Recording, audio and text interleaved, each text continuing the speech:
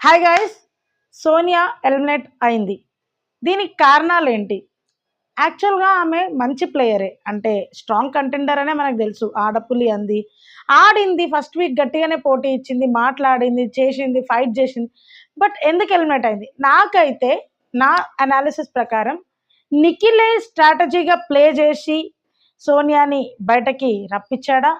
అంటే నిఖిల్ పృథ్వీ కావాలనే కలిసి ఉండి సోనియా, అంటే నిఖిల్‌కి స్టార్టింగ్ నుండి సోనియా టాప్ 5 ఉంటది.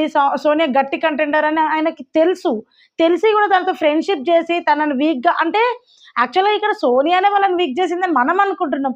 ఏమో అది నిఖిల్ స్ట్రాటజీ, పృథ్వీ స్ట్రాటజీ కూడా అయ్యుండొచ్చు.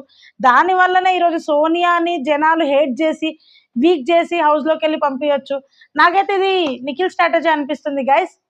మీకు కూడా ఏమనిపిస్తది కమెంట్స్‌లో కమెంట్ చేయండి. బట్ ఎట్టకేలకు సోనియా అయితే ఎలిమినేట్ అయింది.